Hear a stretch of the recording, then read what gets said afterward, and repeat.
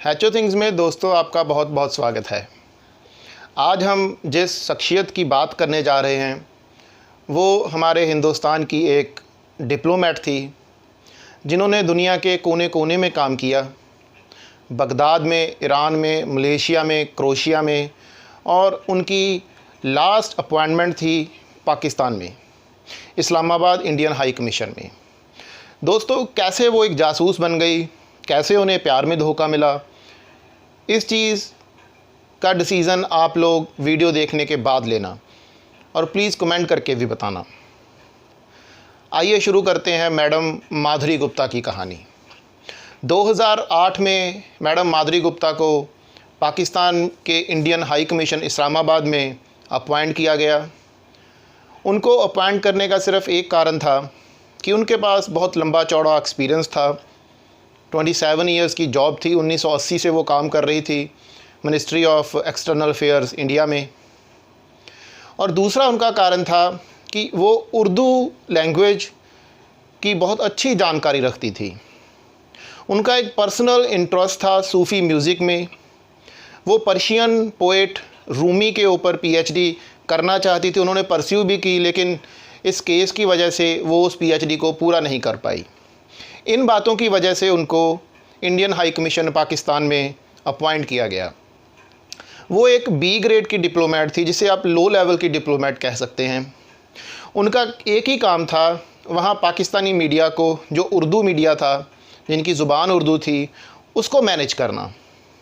क्या information pass out करनी है, क्या पास आउट नहीं करनी है पाकिस्तानी मीडिया को, ये सारा काम मैडम माधुरी गुप्ता संभालती थी।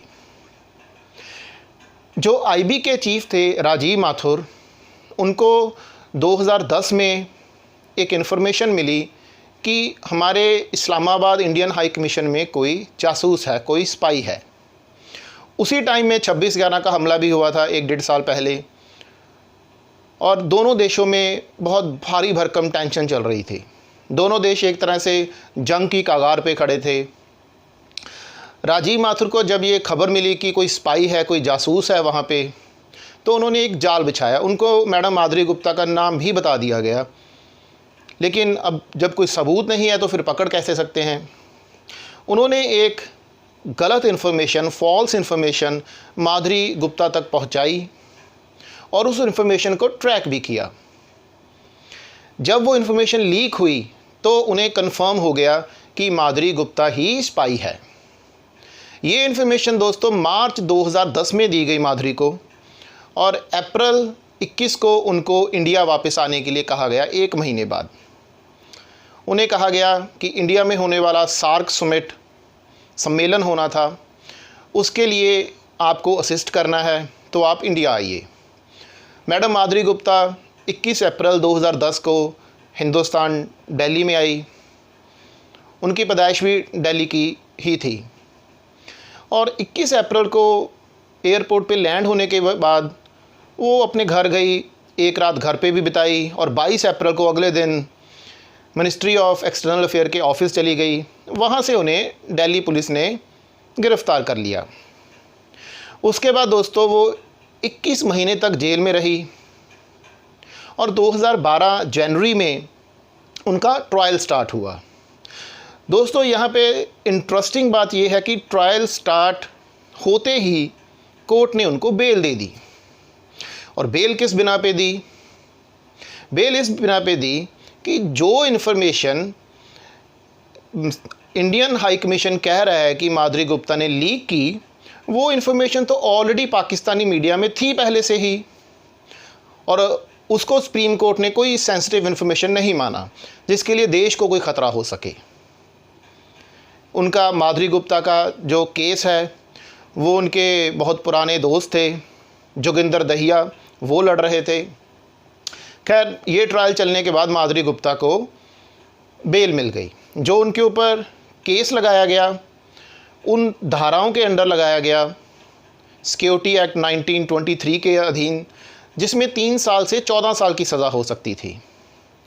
उसके बाद 6-7 साल तक ये केस चलता रहा, और 2019 में मैडम माधुरी गुप्ता की बीमारियों की वजह से मौत हो गई।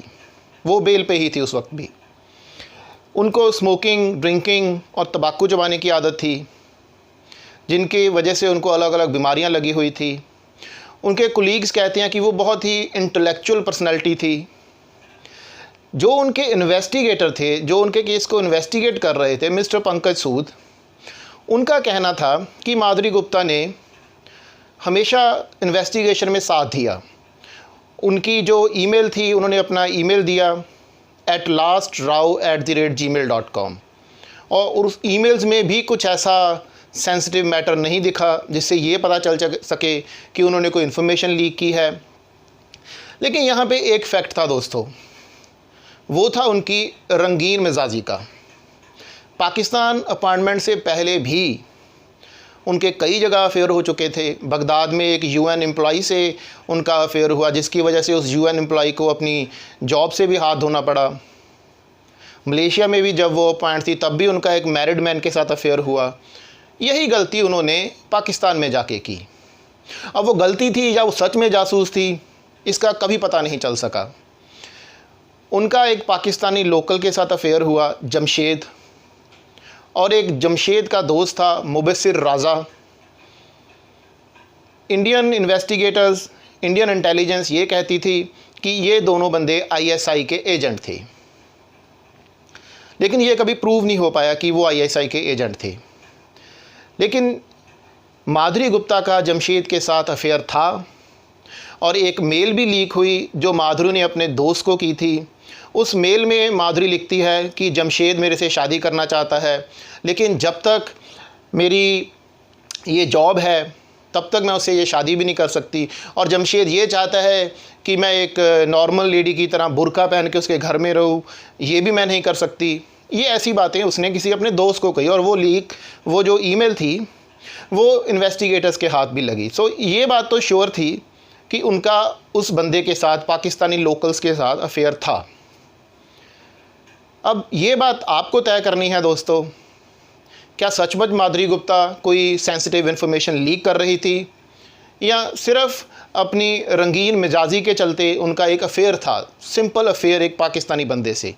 लेकिन यहाँ पे ये बात भी आती है जो सुप्रीम कोर्ट ने कही कि जिस पोजीशन पे, जिस डेजिग्नेशन पे वो काम कर रही थी, वहाँ पे वो उसी कंट्री के किसी बंदे के साथ, किसी लोकल के साथ अफेयर नहीं कर सकती थी। लीगली कोई बंदिश नहीं थी, लेकिन ये पोजीशन या डेजिग्नेशन है ही ऐसी कि वहाँ पे आप इन चक्करों में नहीं पड़ सकते। दूसरा, उनके वकील ने ये तर्क भी दिया कि माधुरी गुप्ता के सीनियर्स माधुरी गुप्ता को लाइक नहीं करते थे, कोई ऐसी इन्फॉर्मेशन भी नहीं मिली जो सेंसिटिव हो या जिससे देश को ख़तरा हो। लेकिन माधुरी गुप्ता की मौत के साथ, एक गुमनामी की मौत के साथ, ये केस भी वहीं पे दफन हो गया। एक डिप्लोमेट का, एक प्यार में धोखा खाई हुई औरत का, या एक जासूस का, ये फ़ैसला अब आपको करना है कि माधुरी गुप्ता एक्चुअल में क्या थी। Thank you very much.